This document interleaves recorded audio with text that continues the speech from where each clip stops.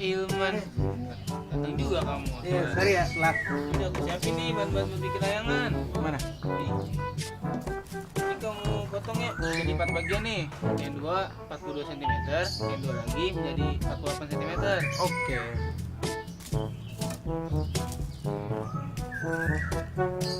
Dap, aku lupa beli benang. Lah kok bisa lupa? Ya udah sono beli lah. Beli. Tapi kira-kira berapa sentimeter yang diperluin Udah ya? beli aja sono. Banyak pasti.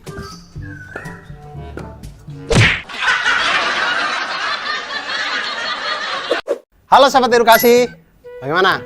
Kapan terakhir kali kalian main layang-layang? Atau membuat layang-layang sendiri gitu?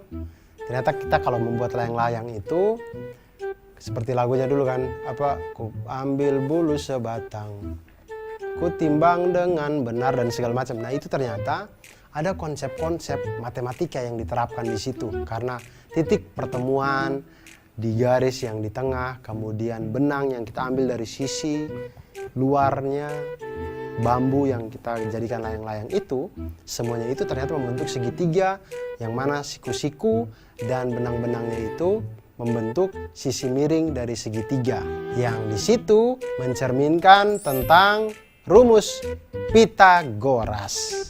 Nah, apa itu teorema Pitagoras? Teorema Pitagoras itu adalah teori yang menunjukkan hubungan antara sisi dalam segitiga siku-siku. Ingat, segitiga siku-siku. Jadi bunyi teorema Pitagoras itu adalah pada segitiga siku-siku berlaku kuadrat sisi terpanjang adalah sama dengan jumlah kuadrat sisi penyikunya. Atau kuadrat sisi miring itu sama dengan jumlah dari kuadrat sisi siku-sikunya. Nah, seperti terlihat pada gambar, sisi miringnya itu C, lalu sisi siku-sikunya itu ada A dan B. Maka sesuai dengan rumus Pitagoras didapatkan bahwa C kuadrat sama dengan A kuadrat ditambah dengan B kuadrat. Atau C sama dengan akar dari A kuadrat ditambah dengan B kuadrat. Hal yang sama bisa kita lakukan dengan yang lain, jadinya dengan hubungan itu kita bisa lihat bahwa A kuadrat sama dengan C kuadrat dikurangi dengan B kuadrat, atau A sama dengan akar dari C kuadrat dikurangi dengan B kuadrat. Hubungan ini juga kita bisa gunakan untuk mencari sisi B, di mana B kuadrat sama dengan C kuadrat dikurangi dengan A kuadrat, atau B sama dengan akar dari C kuadrat dikurang dengan A kuadrat. Nah, dengan menggunakan teorema Pitagoras, kita dapat menentukan panjang sebuah sisi pada segitiga siku-siku jika panjang dua sisi yang lainnya diketahui, atau kita bisa menentukan panjang sisi yang lain ketika dua panjang sisi yang lainnya diketahui. Nah, sekarang kita lihat ke masalah dari teman-teman kita tadi. Mereka ingin membuat layang-layang. Layang-layang itu ada dua rusuk paling tidak yang kita buat untuk bambunya itu kan. Bambu panjang begini kita ikat di sini di tengahnya.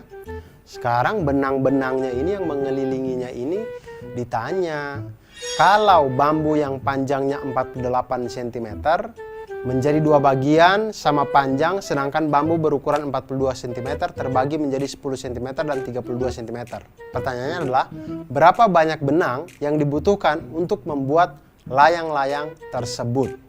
Maka seperti yang sudah-sudah, kita kumpulkan dulu yang kita ketahui. Kita ketahui bambu panjangnya 48 cm, dua bagiannya sama panjang, berarti ini bambu yang menjadi sayap nih. Makanya panjangnya sama.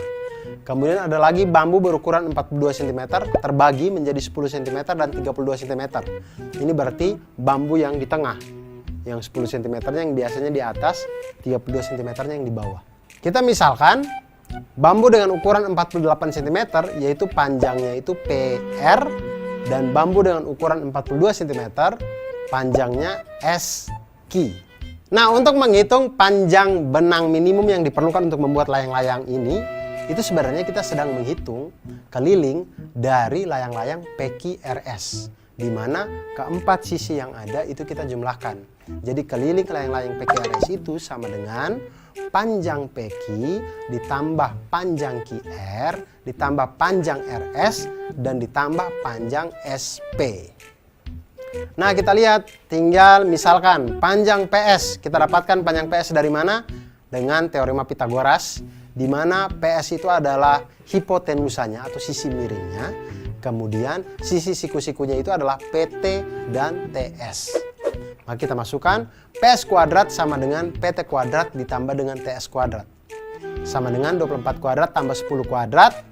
Sehingga diperolehlah PS sama dengan 26 cm. Kemudian PQ. PQ itu sisi miring dengan sisi siku-sikunya 24 atau PT dengan TQ. Kita lihat PQ kuadrat sama dengan PT kuadrat ditambah dengan TQ kuadrat sama dengan 24 kuadrat ditambah dengan 32 kuadrat sehingga diperoleh PQ sama dengan 40 cm. Maka keliling layang-layang PQRS itu sama dengan 2 kali 26 cm ditambah dengan 40 cm. Sama dengan 132 cm. Jadi banyaknya atau panjang minimum benang yang kita butuhkan untuk membuat layang-layang PQRS adalah 132 cm. Nah sahabat edukasi, itu tadi pengawalan tentang Pitagoras. Ternyata dari Pitagoras kita bisa menghitung atau kita bisa mengetahui hubungan antar sisi-sisi di dalam sebuah segitiga siku-siku. Dari Pitagoras juga kita akan belajar tentang banyak hal. Dan dengan ilmu matematika kita menjadi insan yang lebih baik dan insan yang mantul. Manfaat betul.